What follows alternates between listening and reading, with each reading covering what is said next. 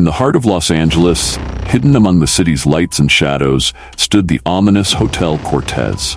Built in the 1920s, the hotel was as glamorous as it was deadly, designed with hidden corridors, concealed rooms, and a sinister history that echoed within its walls.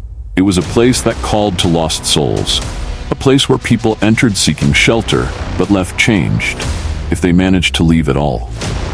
Detective John Lowe, a man haunted by a tragedy that had shattered his family, arrived at the Cortez on a desperate mission.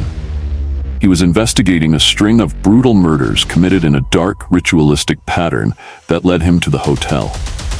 Stepping into the Cortez was like stepping into another world, one that seemed frozen in time and tinged with mystery. The air inside was thick with an unsettling silence, and the halls stretched endlessly, as though trying to trap him within. John quickly realized the Cortez was unlike any place he'd ever known. The rooms seemed to shift, doors led to nowhere, and each corner held something sinister. Among the first he met was Elizabeth, known as the Countess. She was captivating and elegant, draped in gowns that seemed from another era, and possessed an undeniable air of power. Yet her beauty was chilling, concealing her true nature. She was a vampire, ancient and deadly, bound to the Cortez by a need for blood and a desire for control. Elizabeth welcomed John with a smile that hinted at secrets she'd never share, drawing him deeper into her web. John found himself entangled with the Cortez's unusual residents, each one harboring a story of pain and loss. There was Sally, a ghostly figure who roamed the halls in a cloud of grief, her past haunted by addiction and betrayal. She clung to John, desperate for connection, yet he sensed there was no escaping the emptiness that had consumed her. Then there was Liz Taylor, the hotel's bartender, who had found freedom within the Cortez.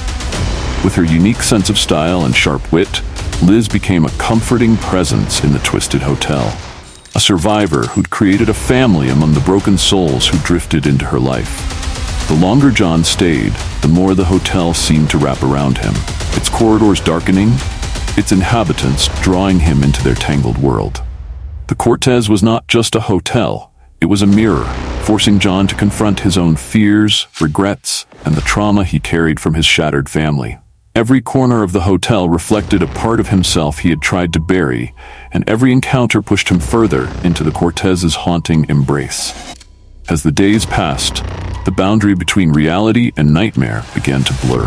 The murders John had come to solve took on a new meaning, drawing him into a ritual that bound him to the Cortez.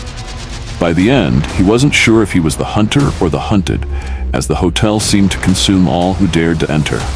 In the final, chilling moments, the Hotel Cortez stood as a symbol of all that was beautiful and terrifying, its glamorous walls hiding countless tragic stories and tortured souls. For John and the others who remained, the hotel became more than a building. It was a prison, a sanctuary, and a place where the darkest parts of humanity lay bare. The story of the Cortez continued, as it always would, drawing in those who needed it, forever changing them.